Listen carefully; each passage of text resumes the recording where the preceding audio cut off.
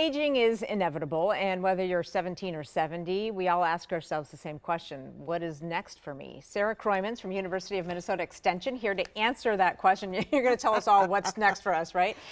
You have a lot of information to share, though, so thanks for being here today. Yes, definitely. Let's talk about these webinars that you guys do. We're going to talk about one of 31 webinars that you guys are doing. Tell us about this learning series. Right. Well, September is Healthy Aging Month, and so our Later Life Issues team designed 31 webinars. We've got several folks from the U of M Extension presenting, as well as some community experts, and quite the range from nutrition to physical activity to engagement, healthcare directives, just everything that helps us figure out how can we age better, be more healthy as we're aging. I love this because one of the tenets of kind of moving forward in life is to constantly be learning something new, and the extension is a great way to do that. Yes. And so it doesn't matter how old you are, at every stage of life, we're trying to change and figure out what's next and who we are. And so some of the things that you talk about is like having purpose. Yes, for sure. So in this webinar, we're going to be talking about purpose. Becca Golden, one of our youth development educators from Swift County, is going to be presenting this. And having purpose, right? At any age, definitely, whether we're 17 or 70, as you indicated, and those interests and passions will change throughout the lifespan. But trying a variety of things is great, and having that purpose helps us be healthier. Doc, you talked about like these tenets, these kind of columns, like that are kind of important as to have in our life, and tell us a little bit about that. Definitely, there are some factors that help us age better and be healthier, and one is that sense of belonging. Yes, right. A community, right? A community, right? And where do we go, and how do we facilitate that?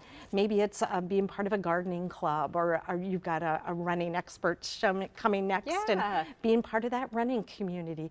But finding your people and your place, and having those connections, and avoiding isolation is a huge thing.